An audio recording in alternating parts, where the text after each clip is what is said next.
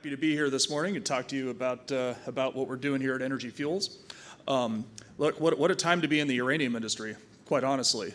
This is a time that certainly our company has been waiting for the last, 10, 12 years. I think we're in a really great position to capitalize on these improved markets that we're seeing here today. And honestly, kind of to be clear, White Mesa Mill is operating today.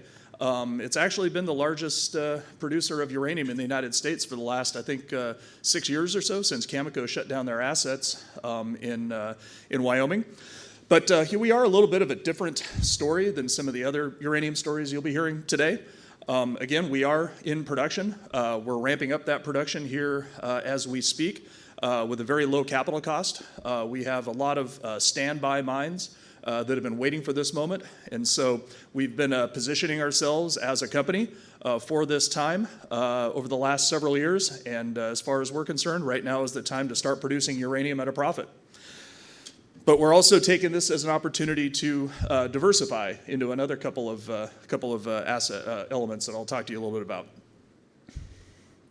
So this is kind of a new slide that we're putting out there right now, basically explaining what it is, what is our business objective here at Energy Fuels. And at the end of the day, what we're trying to do is to create a profitable, high-margin, U.S. critical mineral company that is centered on uranium and centered on our unique expertise and licenses and permits related to uranium, and produce a number of critical elements that are needed for the clean energy transition that we're in today. So we do have the ability to produce several elements that are needed. This is uranium, rare earth elements, vanadium, and also radium, which is kind of an interesting opportunity in the medical field. The bottom line is that through our uranium production, we solubilize a whole lot of these elements through our process streams, and these do have value for the clean energy transition. And so we're looking at opportunities, again, to create that high margin cash flow. Our products do power lots of clean energy technologies that are of particular interest today.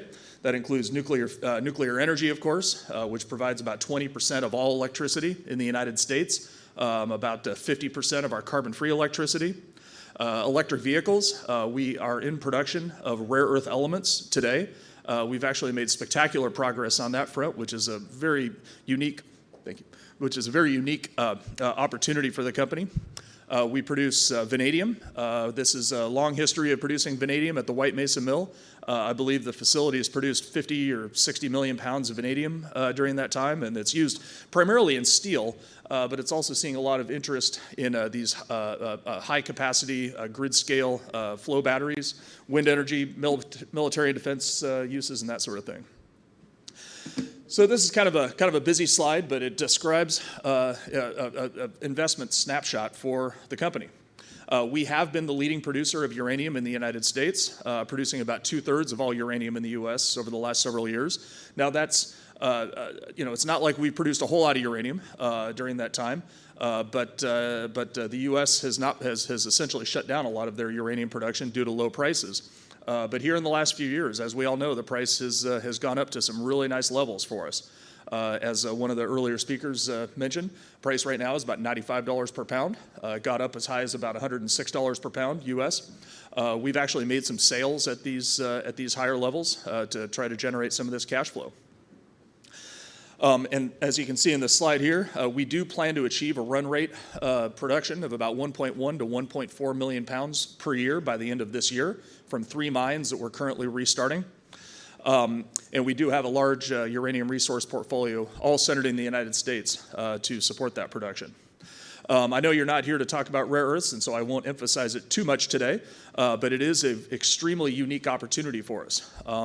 It became apparent to us, or known to us about 5 years ago, that most of the world's best rare earth-bearing minerals, when you dig them up out of the ground, they're mildly radioactive. They have naturally occurring uranium and thorium in those minerals, and you need to be able to manage those characteristics to produce high-value rare earth materials. And we've gone from, really just investigating this opportunity about 5 years ago to actually until MP Materials just recently produced a little bit of NdPr oxide. we were producing the most advanced rare earth material in the United States at commercial levels, which is a pretty extraordinary achievement for us. So, like I said, like 4, 5, 6 years ago was the time to be positioning yourself for the uranium industry. And so right now we believe is the time to start producing uranium profitably into that market. We believe right now is an opportunity to position ourselves in the rare earth industry since prices are down right now, though those markets are very exciting for us, again, to be able to generate some of these cash flows that we're looking for. I won't talk too much about vanadium. Those prices are pretty low right now, but we do have a large inventory, and we do have the ability to produce a lot of vanadium as kind of a tertiary sort of a focus for us. Medical isotopes, and again, a fantastic opportunity where there's some emerging cancer treatments that require radium, which is a little ironic because radium was what Marie Curie was originally going for back 130, 140 years ago, and ultimately, I believe it's what killed her. But there are some of these very short half-life isotopes that are decay products of radium, which are of extremely high value that are needed by pharmaceutical industries that we're talking to right now. We recycle uranium, where we take essentially waste materials that contains natural uranium and turn it back into U3O8. Much of that material comes from the conversion facilities, both in the US and in Canada. And then finally, we have a real strong balance sheet. And if you apply today's commodity prices to our inventory, I mean, we're sitting on north of $250 million to be able to achieve our objectives here. So first, I'll talk to you about uranium. This slide shows the assets that we're focused on here today. There's the White Mesa Mill. It is in production. It produced about 160,000 pounds of uranium last year. This year, we expect it, we just put out our financials and put out some guidance. We think it'll produce about 150 to 500,000 pounds this year. Honestly, I think we hope that it gets over that level as we're starting up our Pinyon Plain mine in Arizona, which is a high-grade deposit located in Arizona. Production is starting there. There's ore being brought to the surface as we speak. We just finished the ventilation shaft, so that's a real exciting opportunity for us. We're starting up 2 mines at our La Salle complex. The La Salle complex is a series of several mines along about an 11-mile trend in eastern Utah. And there's 5 or 6 existing mines out there. We're starting up 2 of those, which will also contribute to that production. We're getting our Nichols Ranch project in Wyoming ready to start production. This is an ISR project that has a nice production history. Doing some drilling out there as we speak to fire that up, hopefully next year. And another project not shown on this slide called our Whirlwind project, which could also contribute to our short-term production. And that's what we're really focused on right now, is getting our production up to about 2 million pounds per year in the short term, again, to capitalize on today's good markets that we're seeing out there and to generate those cash flows. We do have 3 additional projects that are in permitting and in development, which could increase our production as a company up to 5, 6, 7 million pounds per year in the long term. Those will probably take about 4 or 5 years to get going, but in the meantime, we're focusing on these projects you see here on this slide. We are making uranium sales. Again, you're going to be hearing probably a lot today and from Dave and all the tailwinds that we're seeing in uranium markets. I do think we're just in the beginning of this next cycle.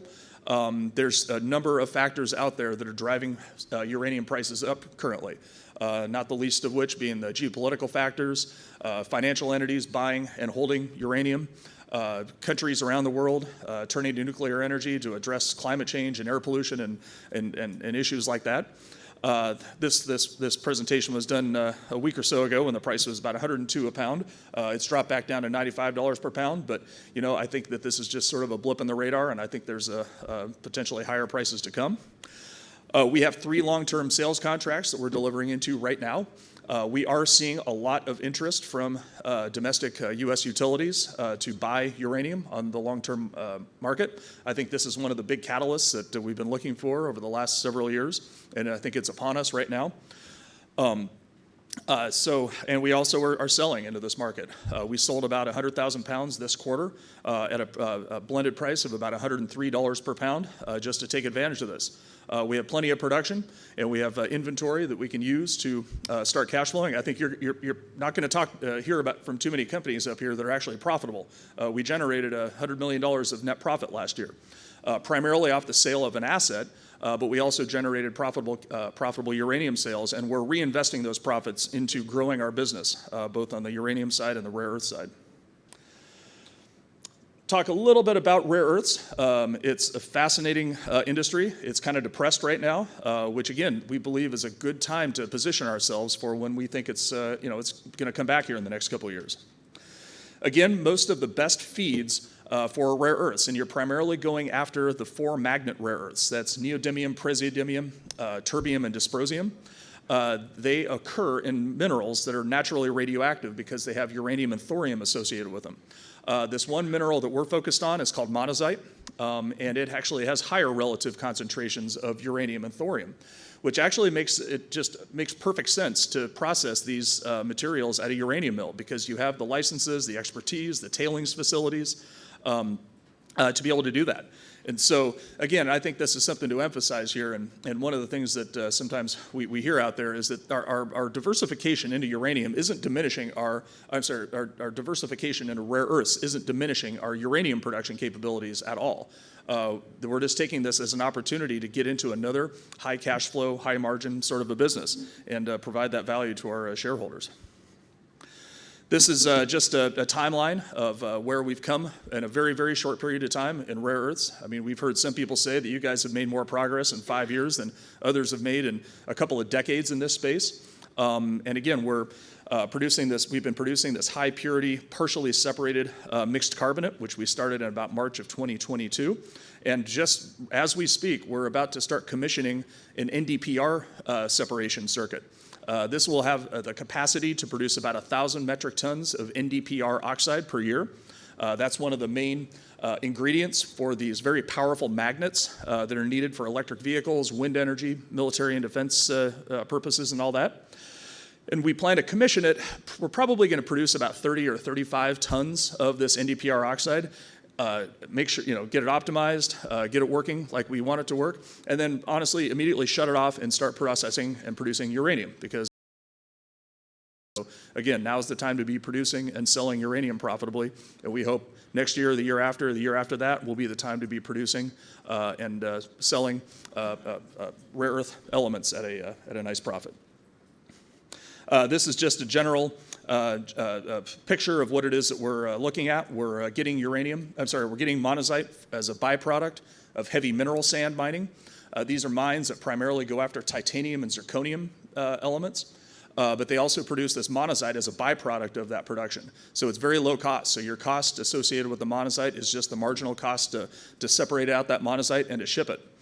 We've been getting some monazite from Chemours, not very much, but at least it's gotten us here off the ground.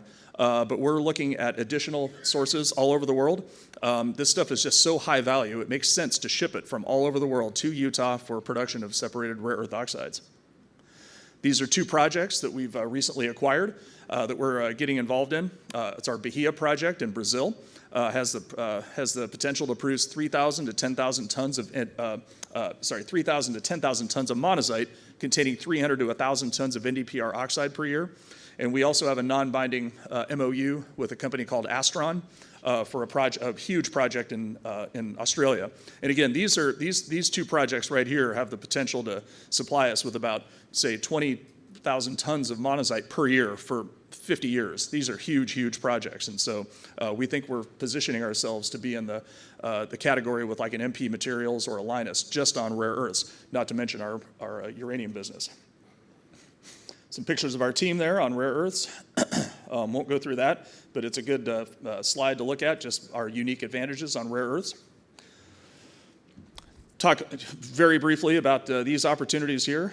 We have been one of the largest producers of vanadium in the United States. We're not a low-cost producer, but it does give us the opportunity to generate some cash flows when prices get a little bit better. And this medical isotope opportunity is pretty fantastic, so keep your eyes open for that. We did just get some R&D licenses to advance this, and it's a real exciting opportunity for us. Our business practices address key ESG issues. Uranium, rare earths, all have ESG components to them. We're also real proud of our community outreach. We created a foundation that's providing funding to local initiatives. Where our mill is located it has a lot of poverty. We've already so far, just in the last couple of years, given about $270,000 to local initiatives. Probably 2/3 of that has gone to Native American initiatives, and so we just want to be able to share our success with the locals. I'll finish off with our financials.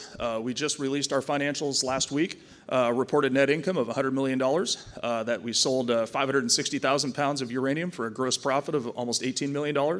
And we sold a property in Texas, a non-core property to us, for a gain of about $120 million. And we're reinvesting that cash flow into both increasing our uranium production and building out these rare earth capabilities. We've sold about 300,000 pounds here in Q1 for an average blended price of about $84 per pound. Like I said, we sold 100,000 pounds at about $103 per pound, and we sold about 200,000 pounds under our long-term contracts for about $75 per pound. Again, at current commodity prices, we have over $250 million of liquidity. So this just shows our guidance and focus, but I wanted to make sure I left a few minutes for questions. I appreciate your time this morning. Thank you.